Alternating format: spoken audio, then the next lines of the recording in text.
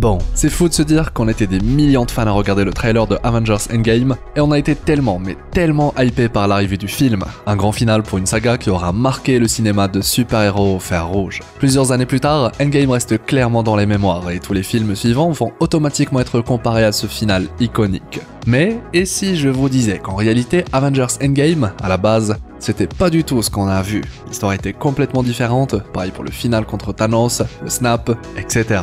Le sujet de notre exploration d'aujourd'hui pour fêter les 6 ans de Endgame. Sortez vos costumes de super-héros, installez-vous confortablement et explosez le pouce bleu avec le gant de l'infini. Je suis HeroesFR et aujourd'hui, on explore l'histoire d'origine de Avengers Endgame. Bon visionnage.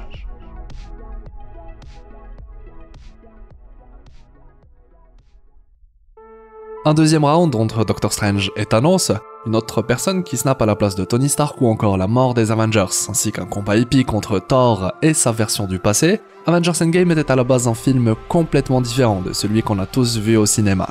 Heureusement pour nous, le Endgame qu'on a eu a quand même été incroyable. Quant à l'histoire d'origine, les premières idées, comme on va le voir, elles étaient pour certaines très sympas, et pour d'autres un petit peu moins. En tout cas, le MCU d'aujourd'hui, il aurait été complètement différent si cette histoire avait vu le jour. Un film, Avengers Endgame, qui était en réalité beaucoup plus sombre que celui qu'on a eu la chance d'avoir.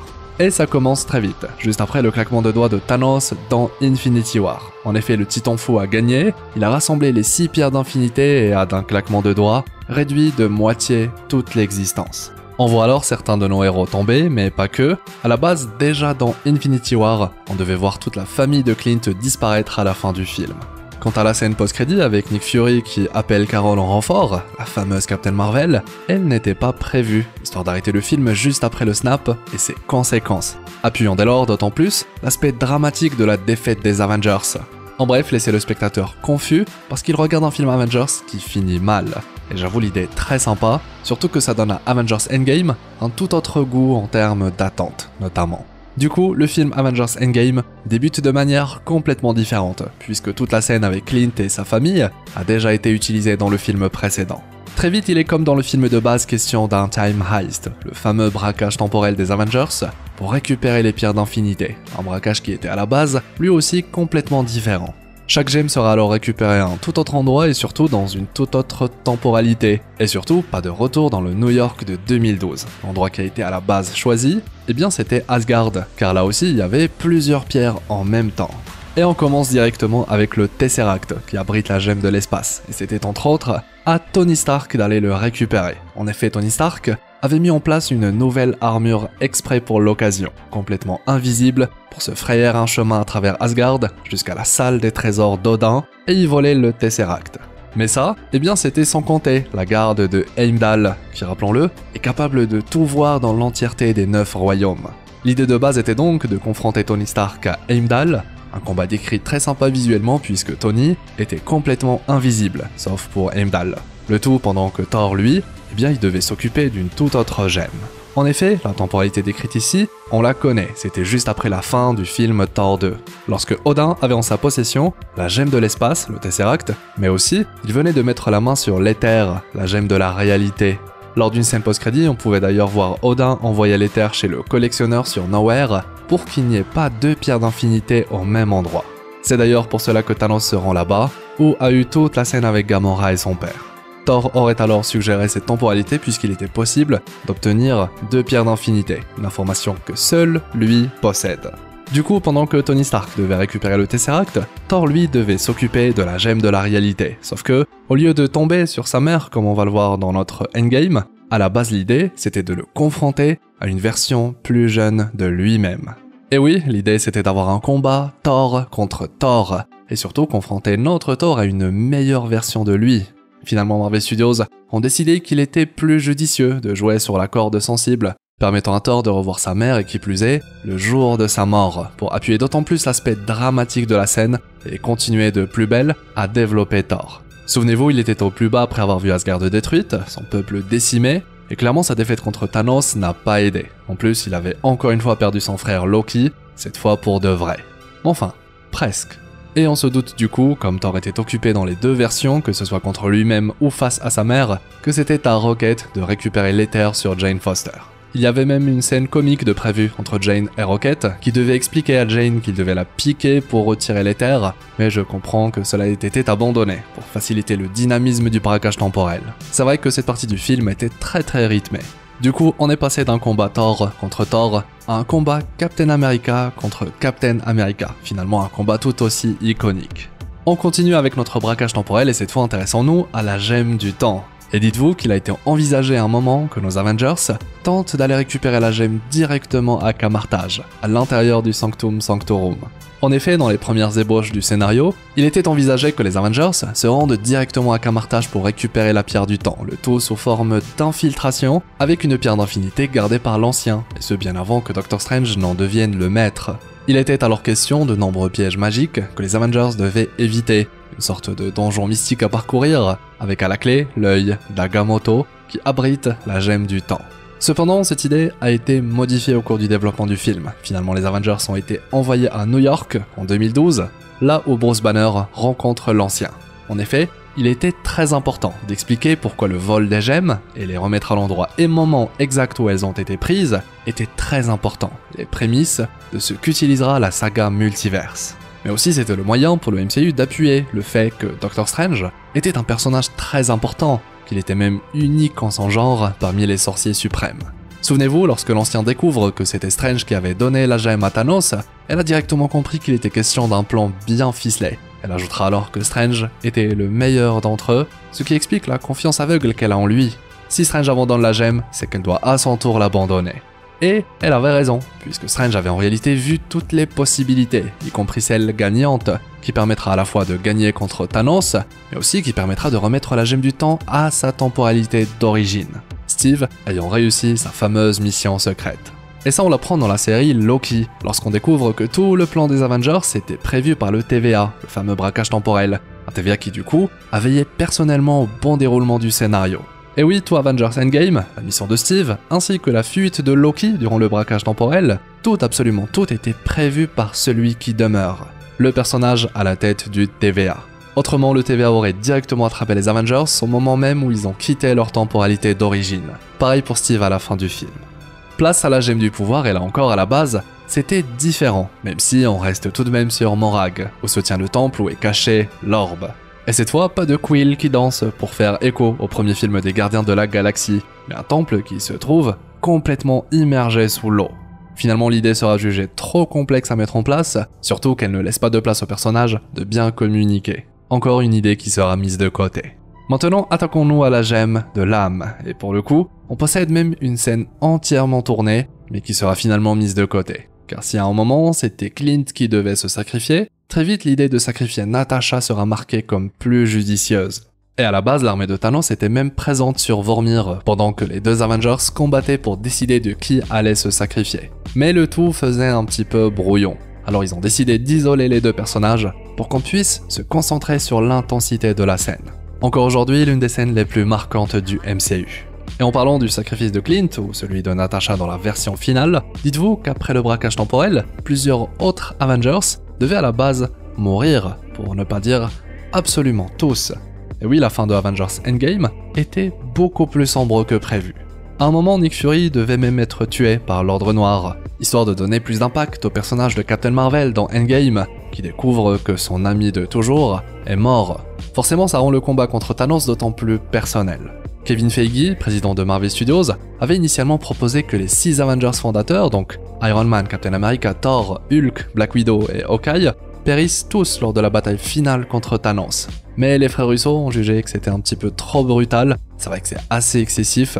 Ils ont dès lors opté pour une conclusion plus nuancée, sacrifiant seulement Tony Stark et Natasha Romanoff. Et c'est vrai que l'impact est beaucoup plus important, puisque désormais certains Avengers continuent de vivre avec le fait que certains d'entre eux sont morts au combat. Ça rend le sacrifice de certains Avengers d'autant plus puissant, d'une certaine manière, plus lourd émotionnellement. Enfin, personnellement, je le ressens comme ça. Et en parlant de la mort des Avengers durant la bataille finale, dites-vous que tout le combat contre Thanos était différent. On devait même avoir un deuxième round pour le combat de Thanos contre Strange, une séquence qui pour le coup, j'aurais adoré voir au cinéma.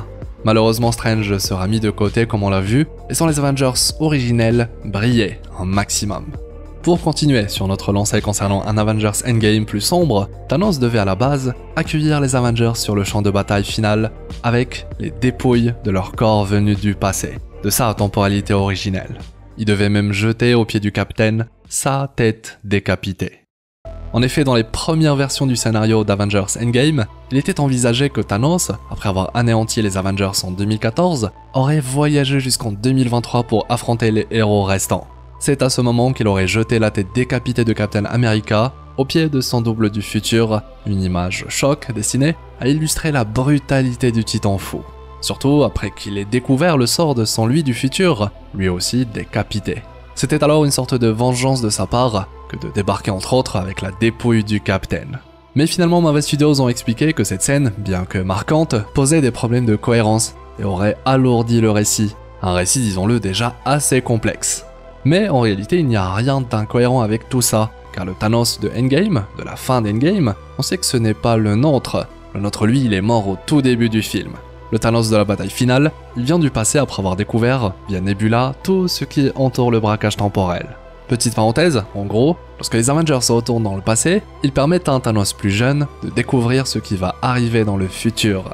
Ce dernier va alors se venger dans le passé avant de débarquer dans le futur. Mais bon, je peux comprendre que ce soit complexe à suivre. En tout cas, ça témoigne bien de la volonté du MCU de vouloir toucher aux variants, les différentes temporalités et branches, déjà dans Endgame, avant de tout explorer dans la saga Multiverse, notamment via la série Loki, ou encore récemment avec Deadpool et Wolverine. Mais bon, souvent les histoires de voyage dans le temps, ça devient très vite difficile à suivre. Du coup, Avengers Endgame s'en débarrasse, si on peut dire ça comme ça, notamment durant la toute fin du film, via Steve Rogers. Un Steve qui, en rendant les gemmes de l'infini à l'endroit et temporalité précise où elles ont été volées, fait en sorte qu'elles n'aient jamais quitté leur place dès le départ. Du coup, aucune branche ne se crée. Et il finit donc, après les avoir toutes indirectement coupées, dans la seule branche qui reste, le seul univers qui reste, le nôtre, celui duquel il vient lui-même. Ce qui nous amène à parler de la toute fin du film, le dernier snap. Celui de Tony Stark. Car si pendant longtemps il était prévu que ce soit Tony qui performe ce sacrifice ultime, à la base les frères Russo avaient tout de même envie de le faire avec d'autres personnages, comme Thor. C'était par exemple sa manière de se venger de ce que Thanos lui avait volé, et le film Endgame y fera d'ailleurs allusion lorsque Thor se portera volontaire pour claquer des doigts avec le gant. Dites-vous que Nebula a failli elle aussi snapper. Enfin, presque. En effet, durant la partie du film où les héros font passer le gant d'un héros à un autre, Nebula réussit dans une version du script à mettre la main dessus, et souhaitera même snapper pour montrer ce qu'elle vaut à son père. Mais durant l'acte, elle va découvrir qu'elle est loin d'avoir les capacités pour porter le gant, encore moins snapper. Enfin, à un autre moment, il était également question que ce soit Steve Rogers qui snappe après avoir récupéré le gant. Le tout premier Avenger qui performe le tout dernier sacrifice. Ça avait du sens. Mais que ce soit Tony qui le fasse semblait beaucoup plus cohérent, et surtout Joe Russo va d'ailleurs expliquer, je cite, Tony Stark est le personnage qui a tout lancé, en parlant du MCU, et que par conséquent il méritait une fin qui reflète son parcours et son évolution. Du coup, pas de snap pour le Captain. Et en parlant de Steve Rogers, eh bien dites-vous que lui, il devait de nouveau faire face à Red Skull. Et ça j'avoue, ça aurait pu être très intéressant. C'était prévu durant la restitution de la gemme de l'âme, une idée abandonnée là encore, pour ne pas affecter le rythme du film. Qui sait, cette possibilité pourrait être utilisée dans le futur, pourquoi pas dans un projet, un film ou une série, où il serait possible de voir Steve redéposer les gemmes à l'endroit où elles ont été volées. Pourquoi pas un épisode par pierre, histoire de montrer le déroulement de la dernière mission de Steve Rogers, avant de retourner dans le passé pour vieillir avec Peggy. La scène avec Steve et Peggy à la toute fin de Avengers Endgame est d'ailleurs là pour nous montrer que Steve a réussi sa quête, mais aussi qu'il a décidé pour une fois de penser à lui-même. Ce qui contraste bien évidemment parfaitement avec le personnage de Tony, qui a toujours pensé à lui, et qui durant le grand final s'est sacrifié pour le bien de tous. La boucle est donc véritablement bouclée. Voilà. Clairement, ce Avengers Endgame d'origine était aussi différent que sombre. Clairement un film qui aurait totalement changé la suite du MCU, tu m'étonnes lorsque tous les Avengers originels se retrouvent morts à la fin. Morag en référence aux Gardiens, le New York de 2012 pour le premier film Avengers, une visite à Asgard, etc. Finalement, le MCU a décidé de partir avec une version du braquage qui joue pas mal sur la nostalgie, du fanservice qui sert l'intrigue, et c'est ce qu'on aime. Un choix qui va nous permettre via ce grand final de saga, de revisiter des moments importants ou des lieux désormais iconiques. Ce qui avec du recul est beaucoup plus cool, surtout lorsqu'on décide d'incorporer le concept du voyage dans le temps. alors revenir là où tout a commencé a énormément de sens. Et même si j'aurais adoré voir ce que donnerait une scène Thor contre Thor, j'avoue que la version finale est quand même beaucoup plus intéressante. Et j'espère que notre exploration d'aujourd'hui vous aura plu. C'était l'occasion pour moi de fêter les 6 ans de Avengers Endgame. C'est fou comment le temps passe vite et aussi, c'est fou de se dire qu'on explore tous ensemble cet univers depuis plus de 7 ans maintenant. Parce que oui, je faisais déjà des vidéos avant Infinity War. Non vraiment, quel univers, quelle belle communauté on a réussi à créer tous ensemble. Et ça, c'est beau. Manifestez-vous si vous suivez la chaîne depuis longtemps et dites-moi ça fait combien d'années que vous explorez en ma compagnie. Et bien sûr, dites-moi aussi ce que vous pensez de ces idées abandonnées et si vous préférez certaines d'entre elles. Je compte sur vous pour le pouce en l'air, le fameux pouce bleu avec le gant de l'infini. Ça m'aide beaucoup, un grand merci, ça récompense le travail fourni et aide la vidéo à explorer le multivers. Pareil pour le petit commentaire qui aide au référencement de la vidéo. Et bien sûr, si c'est votre première fois sur la chaîne ou si ce n'est toujours pas fait, abonnez-vous, objectif 350 000 explorateurs d'univers. Si vous voulez qu'on refasse des vidéos sur Endgame pour fêter les 6 ans, faites-le moi savoir. Quant à moi, je vous redirige vers cette belle vidéo à ne surtout pas rater. Vous souhaitant une belle journée ou une agréable soirée, c'était Hirosef, votre explorateur d'univers préféré, pour vous servir.